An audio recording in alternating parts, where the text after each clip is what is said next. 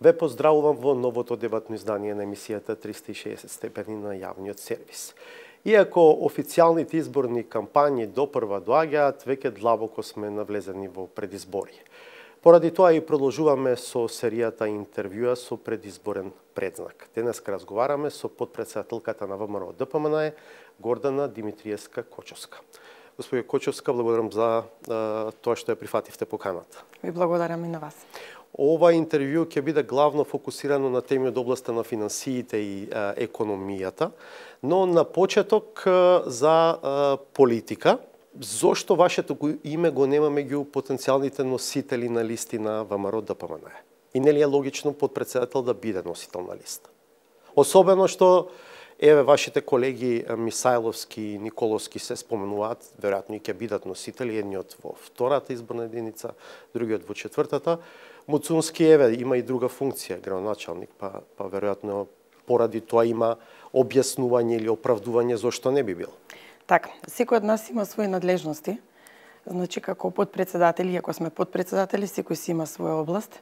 Јас покрај тоа што нели сум подпредседател на партијата и на некој начин одговорна за финансиски оддел, сепак да не заборавиме дека уште од доаѓањето за или назначувањето за председател на партијата на професор доктор Христијан Мицкоски, јас бев председател на комисијата за надзор на материјално и финансиско работење. И тоа впрочем е оној договор кој што на некој начин си го постигнавме ние двајца уште во 2017 година, кога беше неговиот избор. Како резултат на тоа, мојата, да речеме, приоритетна цел или задача тука е надзор на материјалното и финансиското работење на партијата.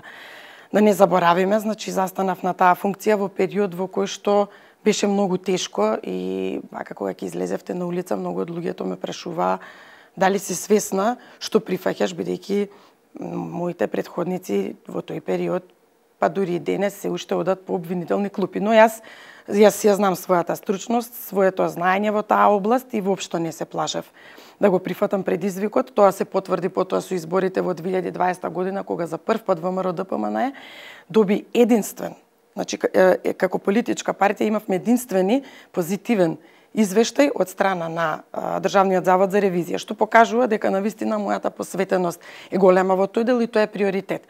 Сега, како резултат на тоа, логично е дека јас треба да бидам повеќе присутна тука во зградата, односно да се занимавам со тоа што е мој приоритет и фокус, а тоа е да ги следам нели финансиите во текот на изборите. Овие избори ќе бидат поприлично тешки, затоа што станува збор за, да кажеме, два различни правни субјекти, бидејќи два типа на избори имаме, едни се председателски, други се парламентарни. Треба многу големо внимание во тој дел, многу голема посветеност и логично е дека тоа беше приоритет. Како и да е, јас воопшто не се сомневам во одлуките на председателот Мицкоски, бидејќи тој многу добро ме познава и точно знае каде можам најдобро да одговорам.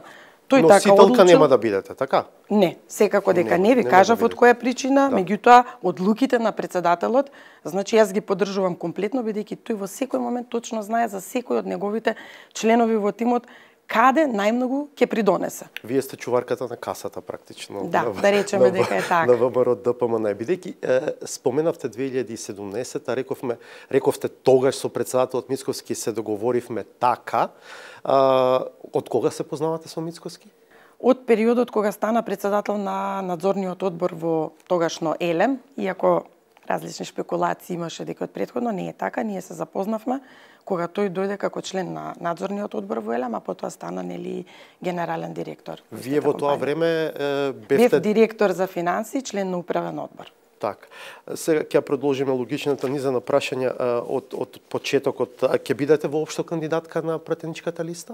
Повторно оставам на председателот, ќе процени и ќе оцени каде најмногу можам да дадам свој придонес, како ќе одлучи. Уште малку ќе инсистирам. Вашето име се споменува за број 2 во изборната единица 1. Може да кажете дека е тоа опција која што е, да речам, можна?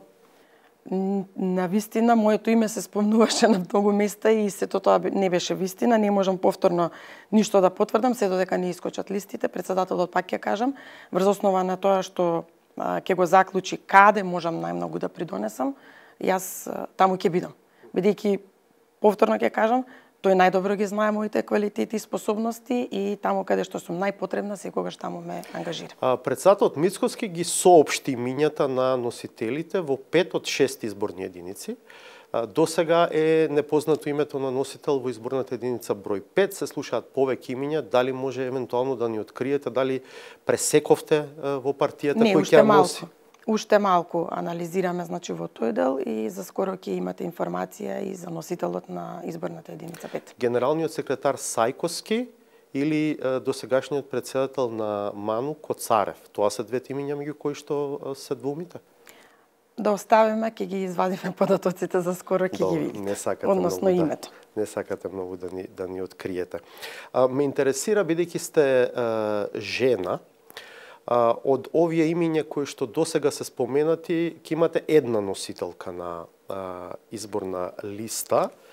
Кај СДСМ веројатно ќе има две.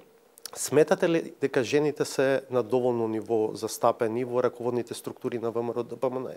А еве и на листите сепак има и законски норми кои што треба да се исполнат, така што таму партијата сакала не сакала ќе мора да има жени, ама како носителка ќе имате само една во 6-та изборна единица, тоа е и актуелната пратеничка од Гостивар. Да. Воопшто немам дилема дека ВМРО-ДПМН се грижи за жените и дека тука имаме комплетна рамноправност. И тоа сега во овој момент председателот сметал дека така е најсоодветно и дека секој од нас нели ќе се даде придонес во свој дел. А да се вратиме во 2020 година кога беше техничката влада. Тогаш имавме 3 жени и 2 мажи. Значи, кај нас, во зависност од тоа колкав придонес може да даде секој поединечен лик, нели и она што најдобро го работи, така се носат и одлуките. Во овој момент, жените биле потребни во одредени други области, можеби, и поради тоа се донело одлука дека ќе одиме, значи, со, да кажеме, ваква листа во која што не една изборна единица ќе имаме жена, за да сите останати ќе бидат мажи, при тоа повторно, нели, не знаеме се уште со изборна единица 5 што ќе биде, мислам и тоа да го оставиме до крај да видиме каква ќе биде ситуацијата и таму. Може жена и таму? Па ништо не е исклучено, се додека нели нема одлука, се може да се случи. Каков резултат очекувате од изборите? Убедлива победа, мислам, тука и сите анкети го покажуваат тоа, така што... Што значи убедлива победа? Убедлива... Во смисла на бројки, знаеме, парламентот за мене убедлива победа е 61 пратеник и воопшто немам дилема дека ние ќе добиеме 61 пратеник и дека ќе добиеме всушност комплетната доверба од граѓаните. Во исто време тоа е и загрижувачко за луѓе кои што се одговорни, бидејќи одговорноста на тој начин е огромна, но ние сме подготвени, знаеме што правиме и знаеме дека за довербата која што ќе ни ја дадат граѓаните ќе вратиме соодветно со многу посветена работа и честност. Да, досега во јавноста не се појавила анкета во која што имате повеќе од 54 пратеника. Од каде сега оваа верба дека можете до 61 да стигнете? Добро, меѓутоа ќе погледнете колку од луѓето кажале дека нели нема да гласаат, а не знаеме дали до крајот на односно до денот на изборите дали ќе се одлучат да гласаат и верувам дека луѓето ќе излезат да гласаат затоа што ситуацијата е многу лоша на секој план и токму од тој аспект сметам дека ВМРО-ДПМН ќе извојува убедлива победа. Ќе биде ли разочарувачки ако сепак еве останете на нивото меѓу 51 и 54? Анкетите кои што ги гледаме јавно, симулациите на мандати велат дека би имале толку пратеници. Нема да биде разочарувачки, меѓутоа ние воопшто не размислуваме на тоа. Значи, ние си размислуваме и односно повторно пак ќе кажам дека анализите покажуваат дека ќе имаме убедлива победа и воопшто нема простор да размислуваме за нешто друго. Но и 54 пратеници исто така убедлива победа, бидејќи на другата страна, ако ние имаме 54 пратеници, да преброиме да видиме колку само пратеници ќе има, така да зарем тоа не е убедлива победа. А може ли ако останете под 61 или околу 50 да се случи да победите, а да не формирате влада? Не може да се случи такво нешто, ниту пак размислуваме значи во таква насока. Вие според професионалните референции, според темите за кои најчесто зборувате во јавноста, ете според улогата која што имате партијата, со оглед и на тоа што бевте дополнителна заменик министерка за финансии во претходната техничка влада, некако се профилирате себе си како кадар кој што би можел да биде на функција поврзана со областа на финансиите. Ако утре ВМРО ДПМН ја формира идната влада, е дел од неа, дали се гледате себе си на позицијата министер за финансии? Сите што ме познаваат знаат дека сум човек кој што воопшто себе си не се гледа на никаква позиција, туку дека се гледа точно во областа на финансиите, а каде ќе одлучи председателот, повторно ќе кажам, каде што ќе смета дека најмногу можам да придонесам. Важно е дека јас треба честно да работам, како што сум работела и до сега, и со своите квалитети и знаења да придонесам максимално, за да може навистина да имаме многу подобра економска состојба и да кажеме да граѓаните добијат еден подостоинствен живот.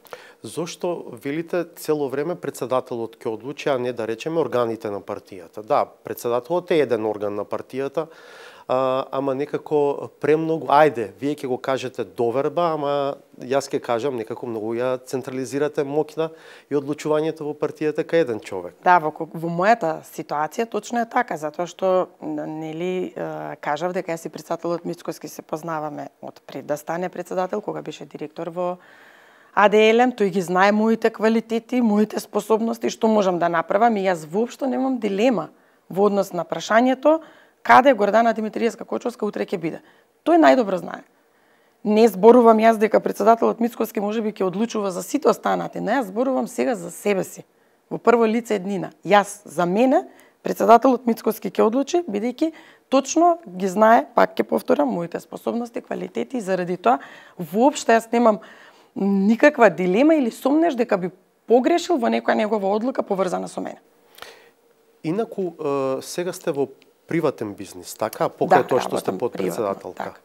Во областа на сметководството и повеќе финанси и контролинг, анализа на трошоци, да, и сметководство работа, меѓутоа да кажеме поголема специјалност ми е контролингот, што во превод би значило нели кај нас анализа на трошоци. Ова повеќе за публиката, да знае со кого разговараме и која е Гордана Димитриевска Кочовска. Според распределбата на министерствата меѓу СДСМ и ДУИ, во моментот ресорот финансии е кај ДУИ, односно во последната влада, по последните избори од 2020 година наваму. Каков министер за финансии според вас е Фатмир Бесими? Каков министер е Фатмир Бесими? Фатмир лично не го познавам, значи од минатото нешто вака единствено преку нели телевизија, но од колегите што се тука и кои што работеле со него кажува дека станува збор за човек кој што си ја знае работата. Меѓутоа, од оно што јас можам да го заклучам е дека е човек кој што недоволно цврсто го брани својот став. И тоа слободно можам да го кажам и можеби тоа е единственото нешто што мене ми смета кај тој министер, затоа што сметам дека Министерството за финансии и министерот за финансии не е како другите министри. Тој секогаш треба да биде сам против сите. Секаде е така. Значи, во една компанија, ако погледнете, човекот кој што работи со финансиите, сам против сите. Сите доаѓаат и бараат пари за да трошат, а човекот кој што се грижи за финансиите треба да внимава како се трошат парите.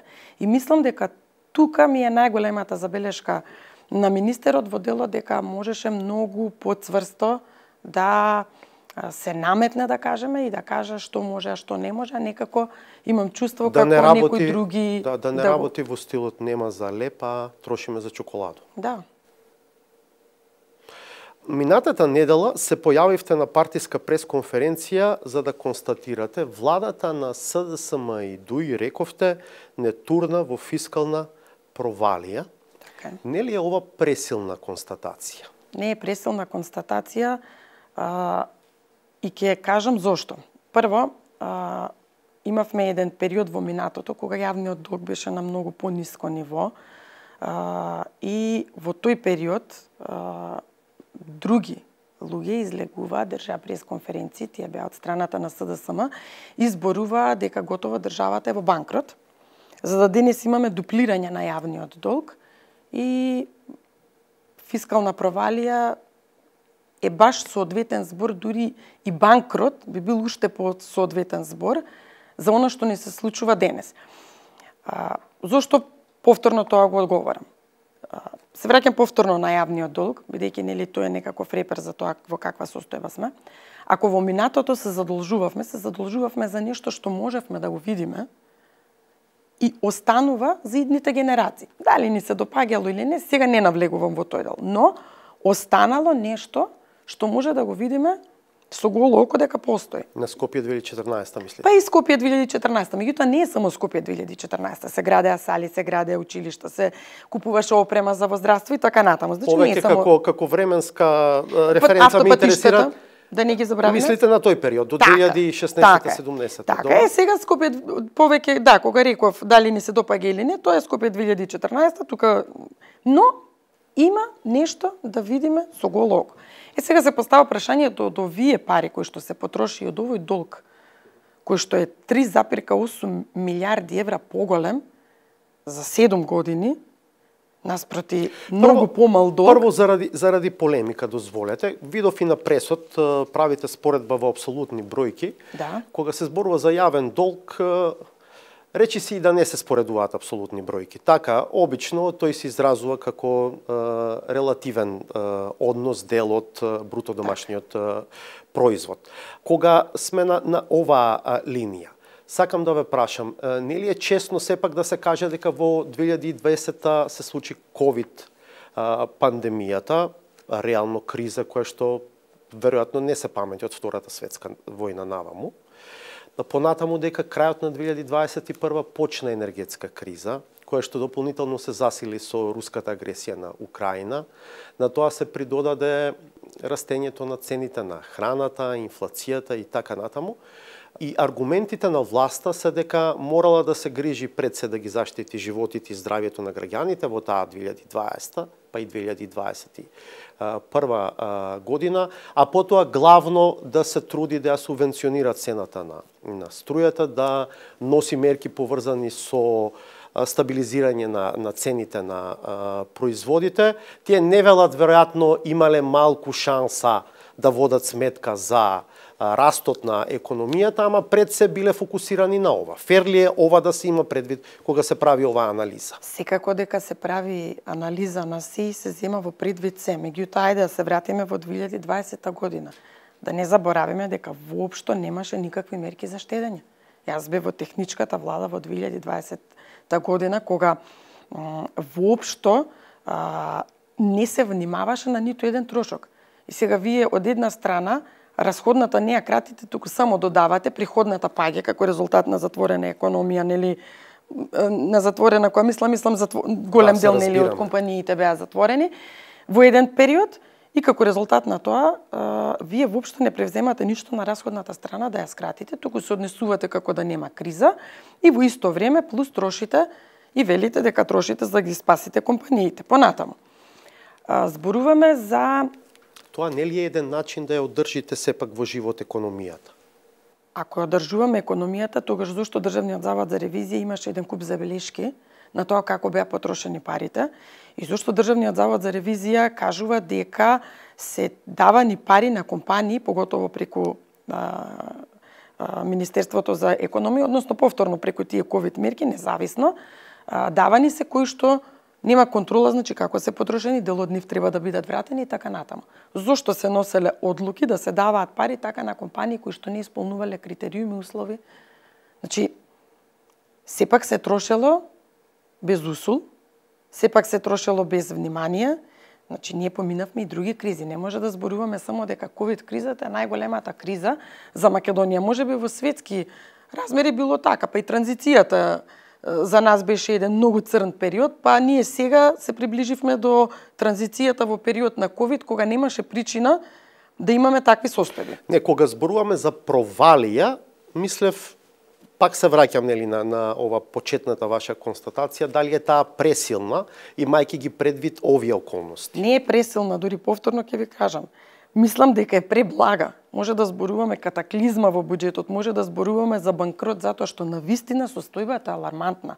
Сега, ако низ годините се зборуваше дека во континуитет оваа влада се грижи за инвестициите, дека бруто инвестициите во државата растат, дека капиталните расходи се многу високи. 2023 година дури се пофалија со рекордно највисока реализација на капитални расходи од повеќе од 700 милиони евра. И сега доаѓате до ситуација 1% раст на бруто домашниот производ. Па како е тоа возможно? Значи, некој... 1 или 1,33? Точно е 1% и многу ми е жал што се манипулира со бројките. Има точни пресметки како се утврдува БДП, тоа не е просечна средина од 4 квартали, си има пресметки и пресметано е точно дека е 1%. И сега, би требало Министерството за финансии, не знам зошто не ги коригира се уште податоците, ако ги погледнеме, значи податоците, ќе кажеме дека веќе ние имаме 62,1% јавен долг, значи веќе го надминавме оној дозволен, би рекла, зошто дозволен? Затоа што утврдивме фискални правила во Законот за буџети, во кој што кажавме дека се дозволува нивото на јавниот долг да оди до 60% од бруто домашниот производ, веќе сме 62,1%, 3% рековме дека ќе биде буџетскиот дефицит, тој е многу повисок, 4,9%, и тоа покажува дека навистина состојбата е алармантна. Значи, сега да се вратам зошто велиме дека и провалија. Имате потрошено над 700 милиони евра пари, кои што не даде никаков резултат. Ние во континуитет зборувавме. На што мислите кога велите 700 милиони евра? На капиталните расходи, нели нив ги споменав. Сега, прашањето е зашто се потрошиле парите. Ако се потрошиле наменски, на вистина за капитални инвестиции, тогаш немаше да биде бруто домашниот производ 1%, тука ќе беше повисок. Реалноста е дека многу мал дел од овие средства отидоа за капитални инвестиции. Сето на останато се најразлични трансфери кои што се даваат по предпријатијата. Во последните 3 години имаме 360 милиони евра трансфери кои што се дадени на ЕСМ. 360 милиони евра ќе направеа една огромна централа. Тоа се пари за субвенционирање на цената на струјата? Не се тоа пари, туку тоа се пари да ги покријат криминалите и корупцијата во АДС, а не за да субвенционираат струјата. Немаше потреба да субвенционираат струја доколку работеа како што треба. Но криминалот и корупцијата ги изеде парите во АДСМ, ништо повеќе не направија освен што крадеа и дојде да не можат плати да се исплатат. Колку влијание на ова што го зборувате има тромавата германска економија? Знаеме дека еден огромен дел од нашиот извоз, мислам дека за минатата година е 44% од вкупниот извоз бил во Германија. Таа економија многу бавно заздравува. Неодамна се случи и надолна ревизија и на нивните проекции за раст за 2024 година. Мислам дека од 1,3 на 0,2 го намалија проекцијата за раст на нивната економија. Ако ги видиме бројките од статистика, да речеме за извозот овој јануари и минатиот јануари, минатиот биле 270 милиони евра извезени, оваа година 225. Очигледно е дека има проблем со германската економија, поврзан со нашата, бидејќи нели имаме повеќе германски фабрики овде. Се согласувам дека тоа има влијание, но сепак ќе се вратам на кризите претходно во 2009-2012 година, огромни кризи. Значи за мене, ако банкарството западне во криза, тоа е страшно. А знаете каква криза беше финансиската криза. И ако тогаш бевме лидери во справување со кризата помеѓу земјите од Западен Балкан, ние сега сме на дното. И за мене нема оправдување дали била германската или не знам која економија. Повторно се враќам на истото. Од 700 милиони евра парите завршиле во корупција и криминал. Нас не ни се странските компании криви за тоа што ние имаме комплетно промашување во тој дел. 230 милиони евра, 236 милиони евра имаме аванси за коридор 8 и 10. Тоа се аванси кои што се дадени за работа која што не е ни отпочната. И како очекувате да имате влијание? Има градежни работи веќе на терен, тоа е видливо. Па беа нашите на терен и видовме дали има или нема никакви градежни работи на терен, така да не би се согласила дека ги има. Значи, пазете, 236 милиони евра, доколку беа искористени за нешто што ќе го направеа, ние имавме многу повисока стапка на бруто домашниот производ од тоа што го имаме денес. Така да не се оправдуваме само германската економија, да си ги видиме први проблемите кај нас. Кога го споменувате проектот со Бехтел и Енка, ако бидете во позиција утре да бидете на власт, вам во следните неколку години ќе ви бидат врзани по околу 250-300 милиони евра на годишно ниво за финансирање на овој проект. Ако на тоа ги додадеме и обврските кои што ќе доспеваат по однос на камати, на главнина од плаќање за кредити, за еврообврзници кои што биле издавани, колкав ќе би биде фискалниот простор за вие воопшто да може да нудите капитални инвестиции во следниот период? Зошто се смеете? Затоа што констатираме сега од вашето прашање дека фискална провалија.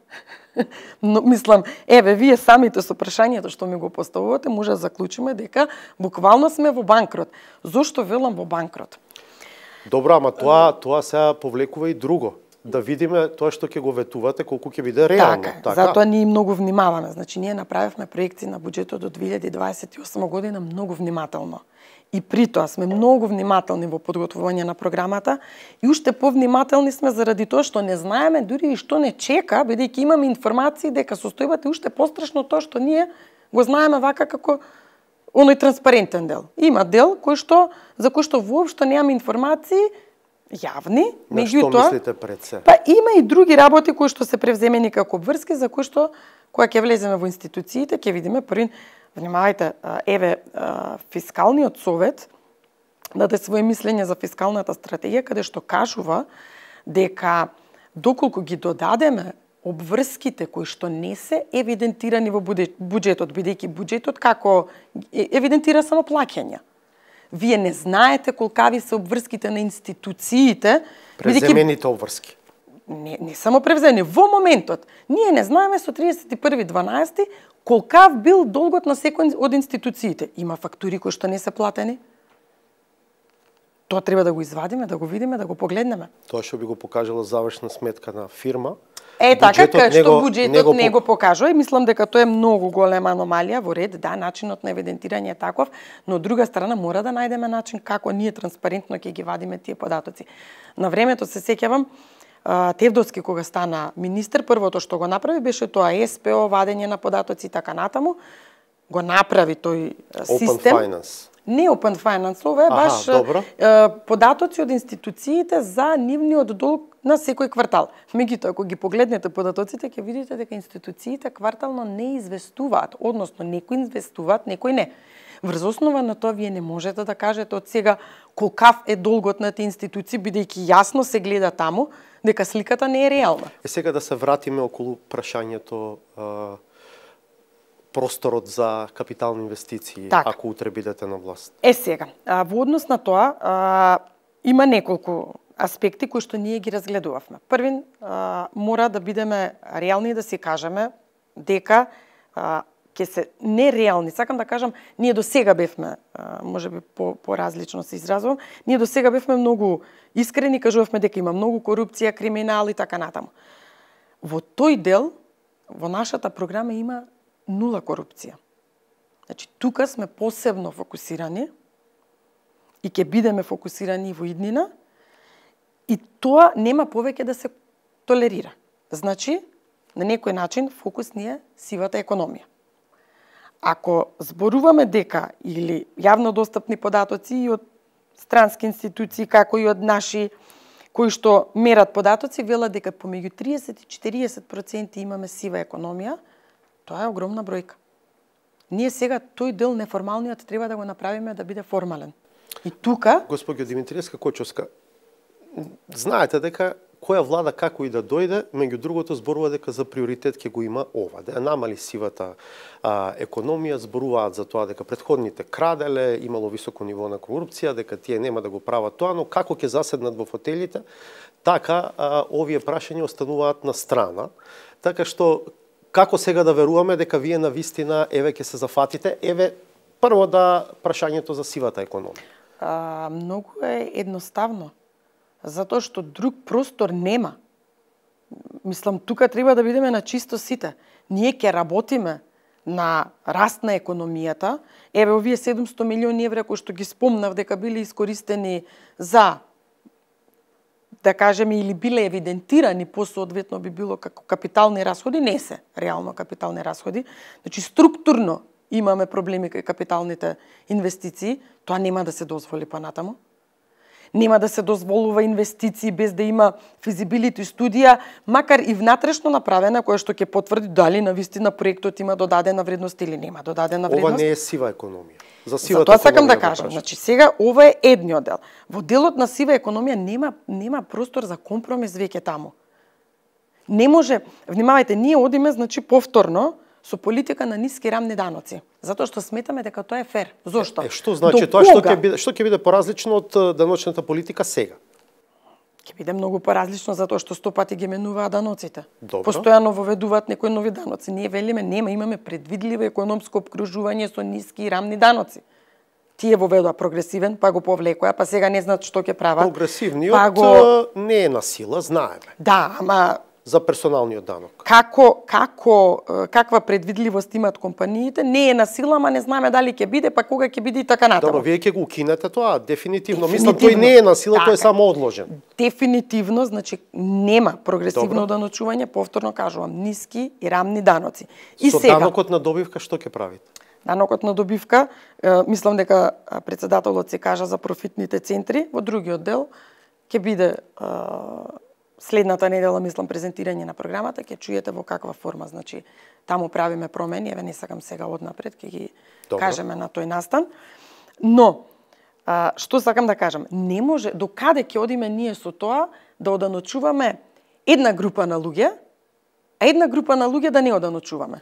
Тоа е фер ли е за државата? На што мислите? А еве, тоа е таа сива економија. До кога ние ќе ги оптоваруваме една структура, а друга структура, сега кога велам структура, велам плаќачи и неплаќачи. Тоа мора да престане. И точно е дека секој еден ветувал, никој до сега не превземал ништо, меѓутоа ние имаме сериозни реформи кои што ќе ги превземеме во делот на управата за јавни приходи. Например?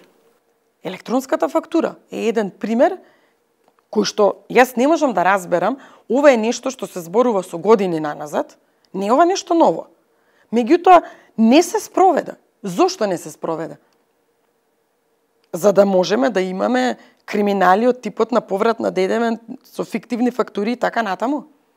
Да се краде од буџетот, да се влечат пари од буџетот. Заради тоа ли беше целта? Наш приоритет ќе биде таа електронска фактура. Приоритет број 1. И сега да не набројувам уште еден куп други работи кои што ќе се направат во управата за јавни приходи. Една од работите со кои се гордее оваа влада е растот на просечната плата. Го споредуваат износот од септември 2020, кога платата била околу 27.500, зборувам за просечната плата, и износот од декември 2023, кога таа изнесува некаде околу 40.000 денари, малку помалку од 40.000 денари. Се разбира дека овој номинален раст мора да се коригира за инфлацијата во меѓувреме, но на крајот дури и оние што се силни критичари на оваа влада признаваат дека има реален раст на платите. Дали сметате дека ова треба да и се признае на власта, дека е некакво постигнување? Јас апсолутно не гледам реален раст на платите, а тој што го кажува тоа би сакала да излезе на телевизија и да направи пресметки, ама вака сите да ги видиме заедно, а не вака сега ние може да дискутираме, но да излезе, да направи една прецизна пресметка и да видиме дали навистина платите пораснале. Понатаму, мора да се согласиме дека да, имаме раст на плати во одредени сектори каде што имаме недостиг на стручен кадар. И сега, кога ги мешаме, тоа е она што го зборувавме, некој јаде месо, некој јаде зелка, сите заедно јадеме сарма, ама некој зелка само јаде. Сега да видиме колкав е процентот на луѓето што јадат зелка. Тоа е проблемот кај нас. Ние не можеме да зборуваме, значи, прво, како се мери просечната плата во Македонија. Избрани се одредена група на компании, кои што впрочем со промена на власта Државниот завод за статистика ги промени, си избра друг тип на компании, ги стави внатре, од кај да знаеме кои компании се внатре, кои што ја мерат просечната плата. Еве кажете ми, јас, например, не сум убедена дека тоа е добар примерок, врз основа на кој што ние може да констатираме, бидејќи ако излезете надвор и ако прашате луѓето како живеат, ќе ви кажат дека живеат многу полошо отколку претходно. Значи, што е просечната плата? Тоа е некој просек од некои компании таму избрани како статистички примерок во Државниот завод за статистика. има еден термин кој што се вика медиална плата. Тоа е таа просечна плата на ниво на цела држава. Ако го извадиме тој податок, ако ќе го извадиме веднаш штом дојде до промена на власта, лесно може да се стигне до него, тогаш ќе видиме колкава е просечната плата во Македонија. Има уште еден термин, минимална плата, и околу тоа, нели, кој јаде сарма, кој месо, кој зелка, дури оние што јадат зелка, од овој месец минималната плата треба да изнесува 22.500 денари. Тоа е последица на таа нова методологија која што ја воведува во 2022 година и таа треба да продолжи.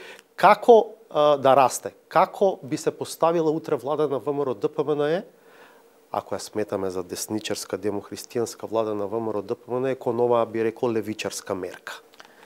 Вака се, по однос на и минимална плата и плати и се што е поврзано, значи со платите, има два моменти. Првиот момент е она што ќе го начекаме во буџетот, кажавме, затоа што тоа ќе биде клучно, бидејќи минималната плата не е само плата која што го засега приватниот сектор, туку го засега јавниот сектор, таа е за сите. И при тоа мора да ги видиме состојбите во буџетот врз основа на кој што ќе се креира политика, што ќе се прави по однос на тоа прашање. Но клучно е дека ние треба да се грижиме за благосостојбата на граѓаните или животниот стандард ајде подобро на граѓаните, а тоа не е само преку минималната плата. Вие ќе покачувате минималната плата, меѓутоа инфлацијата ако расте, што вредноста на минималната плата е никаква. Значи не сте постигнале ништо. Ма ги видовме сега последните податоци, инфлацијата се чини дека се стабилизира. 3%. Видете, сега имаме ново покачување повторно на платите заради колективни договори и така натаму, пензиите, и ќе видиме дали ќе биде стабилизирано или нема да биде стабилизирано. Така што јас би рекла дека ваквиот начин како што сега е дефинирано на некој начин има вградени механизми на инфлација и заради тоа некако и во круг се вртиме. Најавувате интервенции во овој инструмент минимална плата? Не, јас кажувам дека значи ќе ги разгледаме и анализираме состојбите на буџетот, ќе видиме продуктивноста, која што треба да биде главниот репер за раст. И на минималната и на сите плати. При тоа, еве на пример, јас сега си го поставам прашањето зошто сите се фокусирани на минимална плата, а никој не е фокусиран на продуктивноста. Во континуитет меѓународни институции и во извештај на Светска банка и на ММФ се пишува дека продуктивноста во Македонија паѓа. И сега ние да си го поставам прашањето, легитимно е, реално е да паѓа продуктивноста или не? Дали некој собственик би си дозволил да има помала профитабилност? Која е неговата цел? Секако Тој си не се фокусира на профитабилноста. Сега, велиме да паднала профитабилноста и продуктивноста и така натаму, тоа е заради тоа што платите растеле. Ама ако растеле платите, а газдата не си го ја остварил целта која што ја постигнал, тој ќе отпушти од работа. Кога не отпушта од работа, се поставува едно прашање дали еден дел од неговото работење во сива зона. Затоа велам, зошто никој не се позанимава малку со продуктивноста? Зошто паѓа продуктивноста во Македонија? Во континуитет се фалат исто така дека Сакате имаме... Сакате да кажете дека таа само на хартија паѓа, а дека де факто не паѓа, така? Да, јас сум убедена дека е така и затоа што нема ниту една друга економска логика ова да се случува. Не постои. Сега, има една друга работа. Владата во континуитет зборува колкави инвестиции дава на приватниот сектор. По логика на нештата, целта е да дадеш помош на приватниот сектор со цел да се оствари поголема продуктивност. Да, дали ќе сменат машини?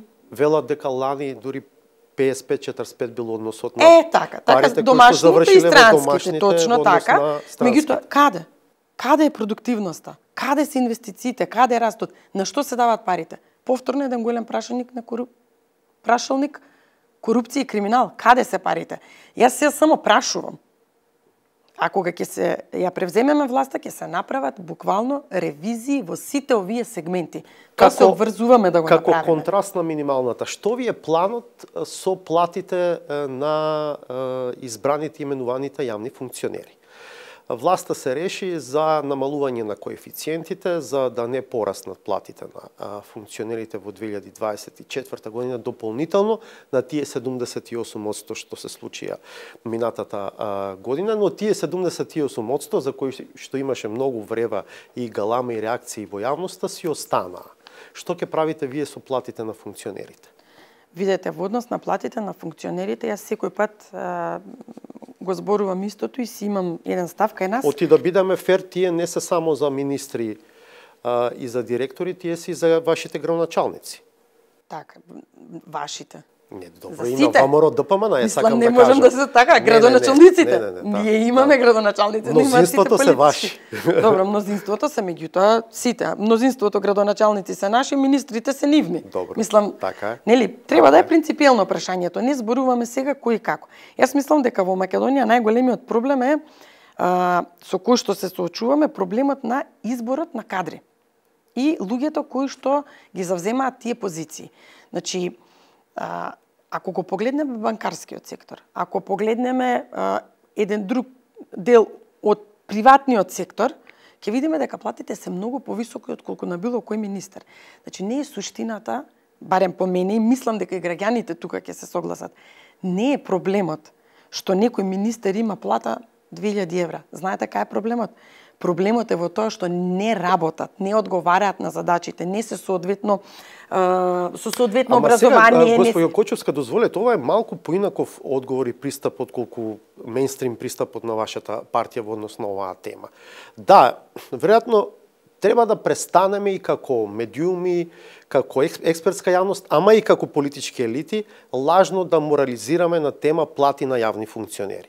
Не може да се очекува добри, квалитетни луѓе, како што вие велите сега, така. Истото прашање може и од друга страна, нели, да се постави. Како да очекуваме добри и квалитетни да се нафатат на јавни функции, ако платите се никакви на јавните функционери? Епа, за токму тоа Или сакам да како го да кажам и очекуваме, затоа уште едно стигнав... извинете, како да очекуваме дека тие ќе бидат отпорни на корупција, ако подпишуваат одлуки за набавки, имаат буџети во стотици милиони евра, така а нивната плата е под 1000 евра. Така.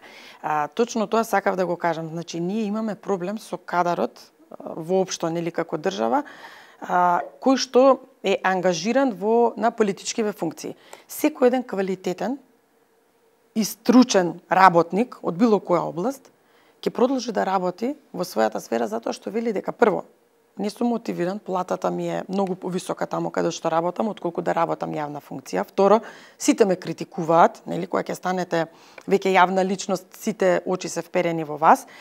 И тоа е исто така да кажеме тежина која што ја носиш. И на крајот, трето, по мене можеби исто многу битно, велат ниту пак имам право да одлучувам и да дојде до израз моето знаење и искуство, затоа што некој таму ради политички, коалициски и не знам какви правила на игра, ќе му усмерува направи ова, направи тоа, кјути ваму или таму, не кажувај. Тоа треба да се смени. Ако се менува тоа, а јас цврсто сум убедена дека ќе се смени, значи дека платите треба да се останат такви какви што се, меѓутоа да се подигне нивото на квалитет во да речеме на политичарите кои што ќе седнат во одредени позиции, кои што ќе треба да одлучуваат, при тоа да има сериозна одговорност. Секој еден кој што ќе работи спротивно на законот да се заврши на суд и во затвор, зависно од тоа што го направил. И тука немам апсолутно никаква дилема. Ако ние ова не го смениме, тогаш да, платите од 2000 евра се многу големи, затоа што нестручни кадри и понатаму ќе работат, економијата ќе тоне и ќе бидеме и понатаму најнесреќната земја не во Европа, во светот. Во врска со пензиите, зошто сметате дека линеарно зголемување најавувате 5000 денари во период од една година за сите, независно од износот на нивната пензија, е подобар пристап отколку актуелниот кој што предвидува 2 пати годишно корекција на пензиите, така? Да. Видете, секоја една одлука или секој еден предлог кој што ние како ВМРО ДПМН сме го дале и што ќе биде дел од програмата, ние внимателно анализиран. Кога ги правевме анализите кај пензионерите, констатиравме дека јазот или сиромаштијата кај пензионерите е многу зголемена затоа што има многу голема разлика помеѓу највисоката и најниската пензија. Во таква ситуација, ние како држава, или како идна влада утре, треба да внимаваме посебно на таа група на пензионери кои што се со најниски пензии. И сега што сакам да кажам? Вие ако донесете одлука дека ќе зголемите пензија за 10%, сега ова карикирам само за да го разбереме, 10% на 15.000 денари на некој пензионер му се 1.500 денари. А 10% на пензионер кој што зема пензија 40.000 денари се 4.000 денари. 4.000 денари наспроти 1.500 денари. Дали сметките за струја за сите пензионери се исти? Да. Дали храната за сите пензионери е иста од аспект на цени? Да. Дали лекарствата за сите пензионери, прегледи и така натаму, исто ги чинат сите пензионери? Да. Кој живее полошо? Овие со пониски примања. Но го знаете контрааргументот, нели, и прашањето е дали сите овие уплаќале исто во текот на нивниот работен век. Уплаќале исто и затоа тој зема највисока пензија, овој зема најниска пензија. Баш поради тоа, кога станале пензионери, тие влегле како пензионери со различни Ама дали е фер да продолжи процентуално да им се зголемуваат отколку линеарно? Пензионерот веќе на буџетот или на државата тежи исто од кога станал пензионер. Тој бил различен во моментот кога ги уплаќал и кога го добил статусот на пензионер. Овој зема највисока пензија, друг зема 40, 30, 20 до најниската пензија. Тука е нивната разлика. Значи во моментот на пензионирање, да, еве вие бидејќи повеќе сте плаќале, повеќе добивате, другите што плаќале помалку, помалку добиват. И сега, ако им дадете линеарно по 5.000 денари, што значи тоа? Дека овие со 15.000 ќе ги стигнат, тие со 70.000 нема да ги стигнат. Но овие со 15.000 ќе можат да платат струја, која што е повисока за 40% од 2019-18 година, ќе платат парно, кое што е поскапо отколку што беше претходно. Храната, да не зборуваме, повеќе од 40%, некаде и 100% имаме пораст на некои производи. Лекарства. Внимавајте, пред некој ден разговарам, ми кажуваат дека во Македонија лекарствата се поскапи за 50% во однос на Србија. Зошто е тоа така? Па пензионерите ги купуваат во најголем дел лекарствата. И сега ние не може да немаме фер однос кон пензионерите. Тие се исто за нас. Откако се станате пензионери, веќе за буџетот се исто. Не плаќаат тие понатаму, плаќале. Значи останувате на таа најава, така ќе биде дел од вашата програма? Дефинитивно, ова е, мислам, аргумент кој што цврсто го браниме, затоа што, пак ќе кажам, тој што има највисока пензија, ќе си ја има. Овој не може никогаш да го стигне него по 5.000, сите растат по 5.000. Како ќе го стигне? Никогаш нема да го стигне. Значи, фер е третманот кон сите. Добро, тука ќе завршиме. Иако веројатно можеме уште многу да разговарам, има мноштво прашања. Ви благодарам за овој разговор. Ви благодарам и на вас. До крај, почитувани гледачи, одгледајте и Саботажата. Од мене пријатно, се гледаме повторно в четврток во 20:15.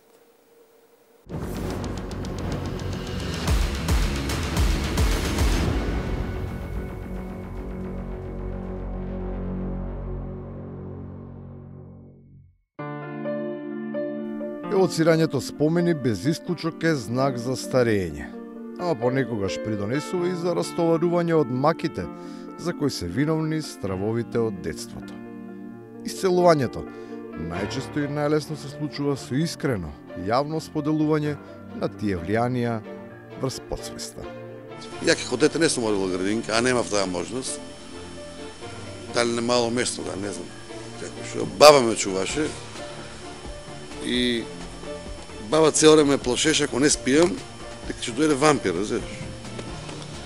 И сега тие трауми мене од детство, за да ги поминам, затоа што баба не соодветно ме чувала, требаше време.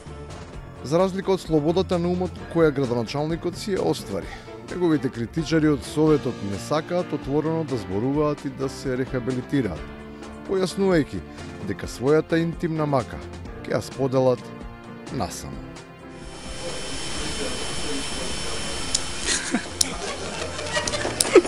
Тоа после седница. Тоа после седница ќе ти одговорам. Изгледа дека тоа што се случува на седницата и понеа си има свој лезет, оти говорницата, а вистина се користи за откривање интересни работи како што се прекари, ама по незиното напуштање се свири друга музика. Ваши градоначалници или министри имате не еден му издаделен прекар екибана. Освен на денови, на патрони, на тие работи, друго нема реализирано човек.